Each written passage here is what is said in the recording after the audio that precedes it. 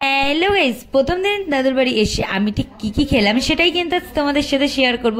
ফার্স্টেই কিন্তু ঝিঙে দিয়ে মাছের ঝোল খেয়েছিলাম, আর সেই মাছটাই কিন্তু ডিম ভর্তি ছিল। আর এখানে আমার জন্য হয়েছিল তেলপোটা আর কচুরলতি দিয়ে চিংড়ি, আর এখানে মাছ।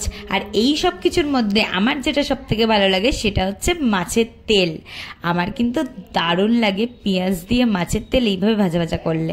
আর আজকে তোমাদের সাথে শেয়ার করব সেটা হচ্ছে কচুরলতি। যেহেতু আমি আগেও একবার কচুরলতির রেসিপি চিংড়ি মাছ দিয়ে তোমাদের সাথে শেয়ার করেছিলাম, সেই জন্যে এটা কিভাবে মাখিয়ে রেখেছিলাম আমি দেখাইনি, বাট তাও একবার তোমাদের বলে দিচ্ছি। কচুরলতিগুলো ছাড়িয়ে নিয়ে একটু সিদ্ধ করে নিয়ে জল ঝারিয়ে নিয়ে তাতে নুন দিয়ে, সর্ষে বাটা দিয়ে, হলুদ গুঁড়ো দিয়ে, কাঁচা লঙ্কা কুচি দিয়ে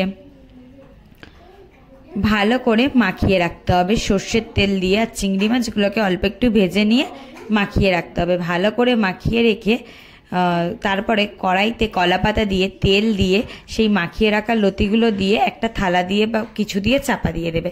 চাপাটা 10-15 মিনিট খুলবে, মানে 10-15 মিনিট পরে খুলে দেখবে যে লতিটা কিন্তু প্রায় হয়ে এসছে।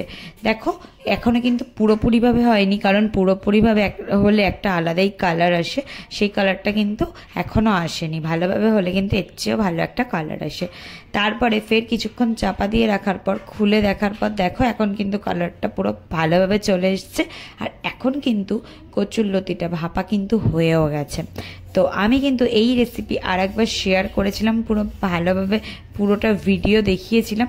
তো তোমরা দেখলে সেই ভিডিওটা দেখে আসতে পারো। আর এই রেসিপিটা কেমন